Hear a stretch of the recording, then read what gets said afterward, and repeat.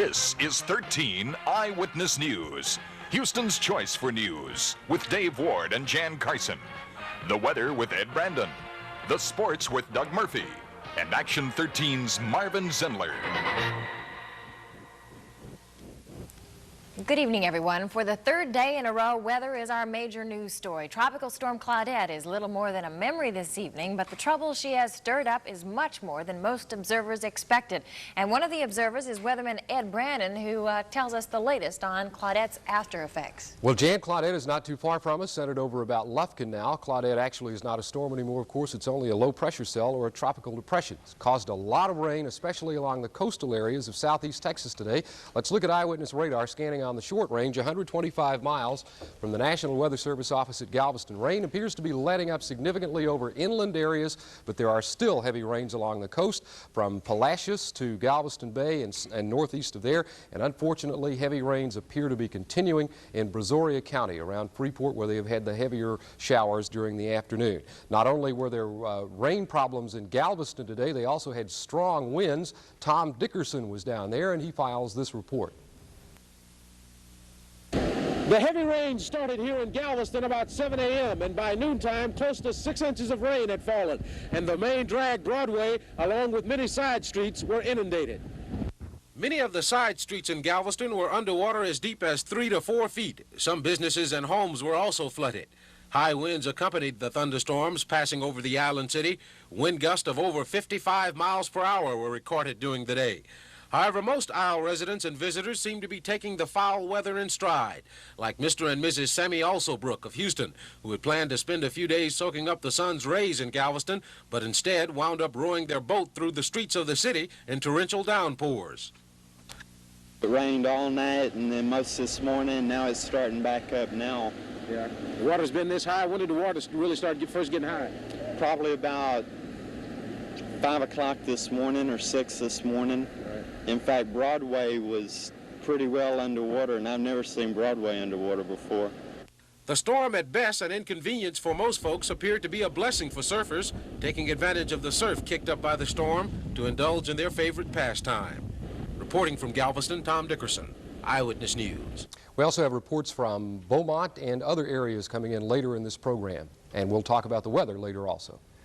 Earlier in the newscast, we told you about flooding problems caused by the aftermath of Tropical Storm Claudette. There were also some major weather-related problems for some elderly people living in Galveston. Heavy rain inundated portions of a public housing project.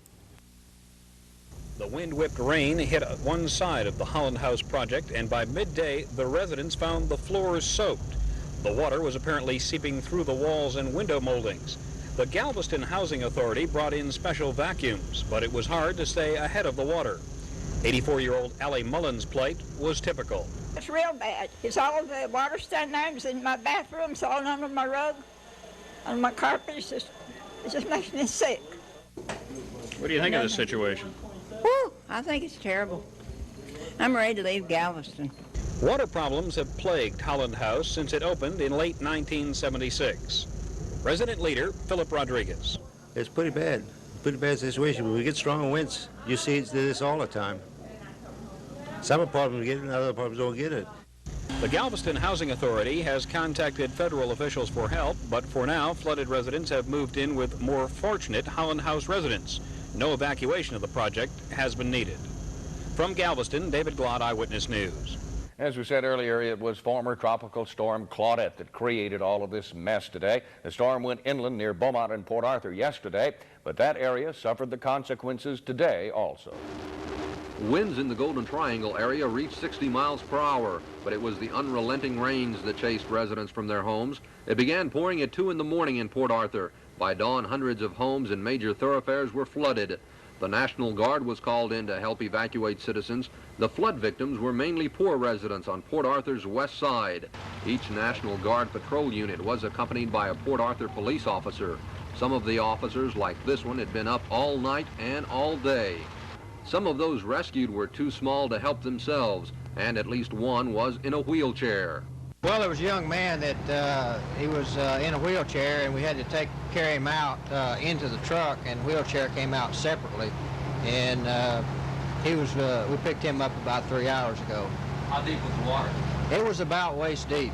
It was not a matter of blocks, but rather miles that were flooded here. An underpass that has a clearance of 15 feet 3 inches had almost no room for any more water. Across the Neches River in Bridge City, residents of a trailer park carried what belongings they could in their hands. Some waited till the afternoon before leaving their homes. I was just waiting. I'd called my son. He had to pull my truck out of the ditch. My bridge washed out, too. All of my chickens drowned out there in the chicken yard. Only one death has been reported in this area, that of 58-year-old Louis Yoakum, who drove his car into the floodwaters of the 4th Street underpass in Beaumont. His body was still in the car as it was pulled from the water. But the worst is not over yet. The Golden Triangle area is due to get 4 to 6 more inches of rain tonight, and that means more flooding. From Beaumont, Sylvan Rodriguez, Eyewitness News. At least half of the residents in Manville and Pearland are said still to have some water in their homes. The Corrigan subdivision in Pearland is evidence of that. Many residents are still walking and rowing along the flooded streets through water tainted with raw sewage. Local disaster officials say Clear Creek is still over its banks and the water refuses to drain. The situation is much the same along Highway 35 in Alvin. For those flooded homeowners, the word that a federal disaster center opened today brought many of them to Alvin City Hall, but those who didn't have flood insurance coverage were out of luck. Unfortunately, we can't give assistance to anybody who doesn't have this flood insurance policy in force at the time of their loss.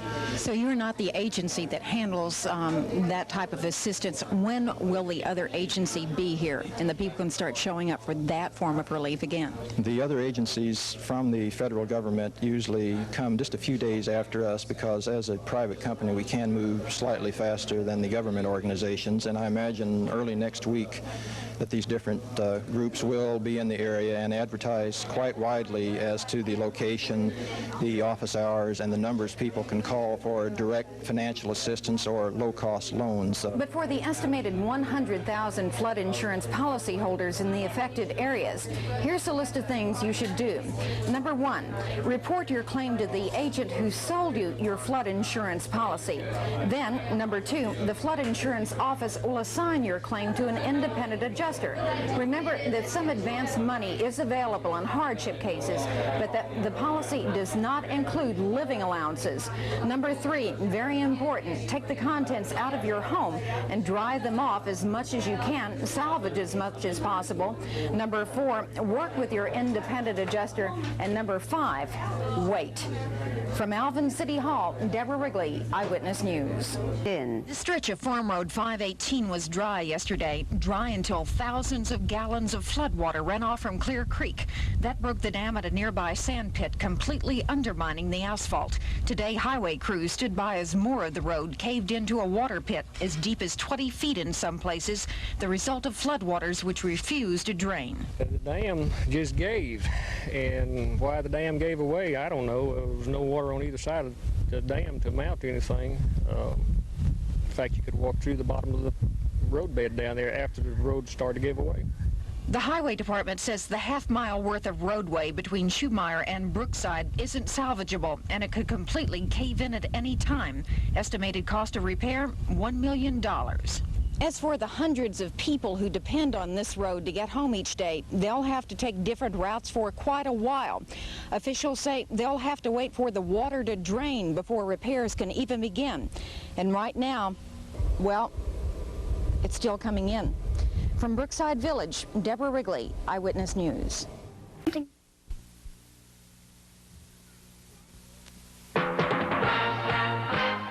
This is 13 Eyewitness News, Houston's choice for news, with Dave Ward and Jan Carson.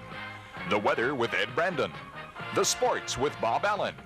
And Action 13's Marvin Zimler. Good evening, everyone. Texas Governor Bill Clements is in Houston this evening after completing a 10-county tour of flood-stricken areas in southeast Texas.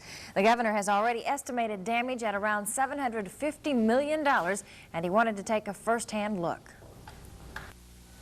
The governor went on the tour after an in-depth review of the situation from state, county, and local leaders at Ellington Air Force Base. In the air with wife Rita and Lieutenant Governor Hobby, Clements headed first for Lamarck, then Elvin, on to Freeport and Angleton.